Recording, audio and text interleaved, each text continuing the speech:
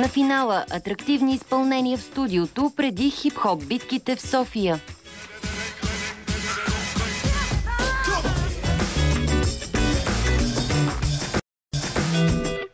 Сега, нашето студио ще се превърне в денс център, уважаеми зрители. Надявам се, че настилката е удобна за момчетата, които ни гостуват, защото в събота и неделя предстои Soul City, хип-хоп и брейк състезание, нали така? Добре дошли на моите гости. Данаил Маринов е това главен организатор на Soul City, Слав Димов и разбира се от Русия Никита Зацепен. Ета правилно? Правилно. Правилно. Ще си говорим с руснак на английски. Това, разбира се, винаги се случва, въпреки че аз съм учил до 6-ти клас руски. Много по-добре се правим на английски. Добре, момчета, откъде на къде България и Русия организират хип-хоп състезание? Къде е тая връзка, руска връзка? Ами, значи всичко тръгна от това, че заедно с Слав ние сме отраснали заедно. Познаваме се буквално 24 години. И от кога танцувате? От близо 9 години. 8-9 години, да. По стечение на обстоятелствата той от 15 години близо живее в Русия и се развива там. Разбира се, така рекламирайки най-вече България и постепенно решихме да направим това събитие. Първо те миналата година направиха Soul City, именно събитието по този бранд. Се състоя септември месец. Преди това имаше още също няколко събития, като там аудиторията е така доста голяма и стабилна, подкрепяща тази култура. И заедно с Никита направиха това събитие Soul City миналия септември и декември месец той просто ми предложи да направим квалификация за България. Така че... Добре, бе, Слав, откъде некъде в България и в Русия? Не е ли Америка родината на брейк, на хип-хоп? Ами да, родина е, но тъй като аз винаги, както каза Данаил, аз винаги представям България, се опитам да представям всяко състезание в чужбина и просто ми искаше да направим нещо хубаво в България, нещо голямо състезание, за да може да дигнем нивото на България. Добре, да зарежем малко приказките, да ни покажете какво сте танцува. Love Me Medley, нали? Така се казва парчето. Да, Никита ще покаже House Dance малко. House Dance? Окей, добре. Аз да се отстраня тук ще... Има ли достатъчно пространство? Окей. Нормално. Готови ли ще се пуснете музиката? Love You Medley.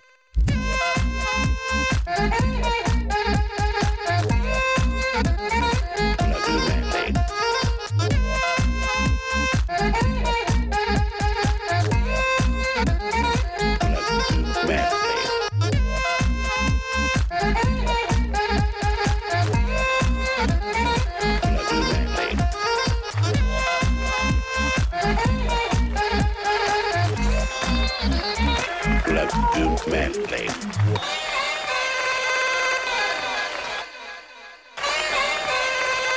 Love You Medley.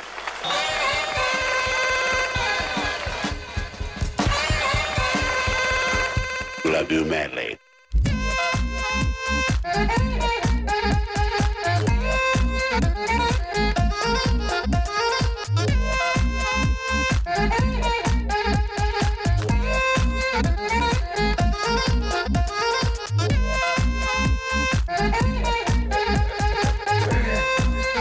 Знаеш ли, може да спрем музиката. Страхотно. Добре, откъде се учите вие? В Америка. Той се учи в Америка. В Америка? Живял си в Америка? Ами не, доколко знам историята му, той ходил на работа в Америка. 2 години подред. И там има и... Ти ще бъдеш в журито на състезанието. За какво следите? По какво оценявате? Атрактивност, може би? Лично аз имам много критерии на съдийство и това е музикалност, оригиналност, чистота на изпълнението, поведение, т.е. как един танцор се изявява на състезанието. Много с критериите в съвкупност давам плюс или минус на едно излизане. Може ли всеки да се научи да танцува? Да, със сигурност. Добре, дори някой, който е неритмичен, примерно, може ли да... Да. За колко време горе-долу мислиш, че може да стане добър танцор? Точно време не мога да кажа. Всичко зависи от критериите и от желанието на човек. Най-важното е, колкото и клиширано да звучи, че просто трябва да се забавлява постоянно и да намери ценното в тази култура, в този танц, да се забавлява и всичко, и те резултатите идват неминуемо. Той ни показа хип-хоп. Това е хаос. Това е хаос, той е сравнително нов за България. дори доста нов. Смея да кажа, че много малко хора в България танцуват хаус. И понеже в Санкт-Петербург, където живеят те двамата, там е на по-високо ниво, решихме тази година да направим workshop и по хаус на Soul City. А самото състезание ще си бъде брейк и хип-хоп. Да, брейк, хип-хоп и хаус вече ще има workshop. Добре, можеш да ни покажеш някакъв номер на земята? Бе? Аз това с въртенето много се чуя как става. Дори без музика е така. Добре. Нещо по-лесно. Или то няма лесни неща. Не, да, може и да ме научиш, ама аз едва ли ще мога с тая риза макар че съм си обул кецките. Да. Малко ще е трудно, пък и все пак да можеш да водиш и утре предаване. Това ще да питам, кои са най-честите контузии, между другото, в занаята.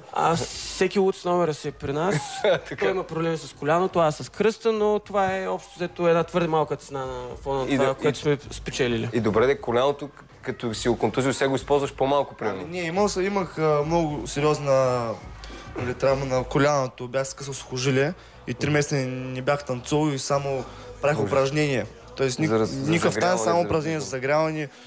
Дигах теж с крака, за да може да го стегна. Добре, момчета, чуваме още една песен сега. Искате ли нещо да ни покажете заедно, някаква колаборация да направите на нея? Това ли беше идеята, принципно, на това парче, което... Няма плюс, ще станцуваме нещо. Да, един няма значение. Добре, аз няма да се включвам за сега, защото каза, че ти ме изплаши. Не, то не е заплашено. Може да чуем пак парчето. Окей, let's go. Окей.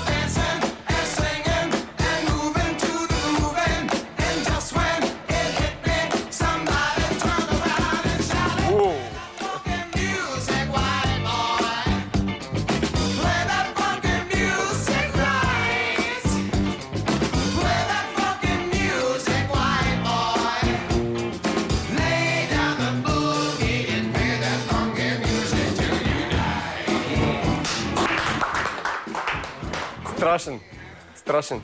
Между другото, имат ли значение килограмите? Ти като си по-лекичък и по-слаб, може би по-лесно да се правят тия упражнения. Не, килограмите няма значение. Може всеки, който каквато тежест да има, може да се научи. Продуцентът, между другото, на предаването ми каза, да ни моля се на ръба, да не се удари тук някой в него. Обаче вие си преценявате доста добре пространство, така не, че все пак 10 години тренирате.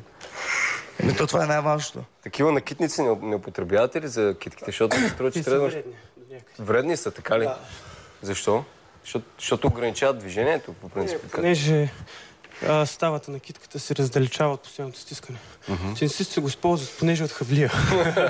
Така, да. Добре, какъв ще е регламента на състезанието в събота неделя, което ще се проведе? Горе-долу. Който е по-малко изморен. Знаеш, системата на хип-хоп батълите ще бъдат регламентирани батали. Учащи се регистрират. Всеки срещу всеки, който победи, продължава нататък. Точно така, Ти взема малко думата, защото си заморен. Един срещу един. Вече при брейкинг батълите имаме специална система, която измислихме лично ние двамата. Нарича се The Bone Tag System. Системата е такава, че е специфична и има специален регламент. Това е специална система. Не е просто обикновен батали, един на един, а има определена той като една вид игра. Виждам, че той иска да ти помогне, между другото, защото ти се задъха, обаче, понеже не разбира български. Малко му е трудно, да. Добре. Може ли да покажете сега тази система, за която говорихме?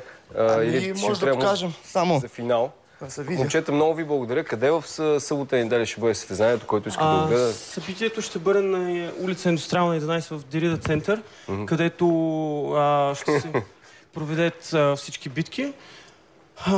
И Навсякъде ли може да се тренира това нещо? не всички работи могат да бъдат танцувани навсякъде, Да. но реално... Да няма много камъни, на асфалт, Аз това ще малко няколко трудно. хора са тренирали. Да, тренирам. Добре. Аз искам да свършваме. искаш ли да направим нещо за финалния? Правим батъл ли, човече? Не батъл. Повярвай. Добре, Кънчо Стойчев как ще реагира на Кънчо? Аз това се чудих. Много Това е тежко. една друга тема. Това е една друга тема. Но... Хип-хоп батали и брейкинг батали. Момчета, загубихте аудиторията над 70, ама сигурно не ви е и тя целта. Защо всички хора са танцували? Защо танца е битка? Защо да трябва да е битка? Защото е измислен аналог, т.е. тъй като се е почвал в Ню Йорк, в Америка, и за да бъде алтернатива на истинския бой, направи се альтернатива да бъде като батъл. По-добре танцуват хората, отколкото се По-добре последват. това е идеята на танца. Добре, хайде да видим един батъл сега с песен и това да е поздрав за зрителите. Да пуснат колегите. А ние Не от знам сега дали да ще кажем подкрепя чао. Джеймс Браун. Да, ние да Чао. кажем чао и успешно. Поздрав за зрителите коя в да е следващия песен? батъл.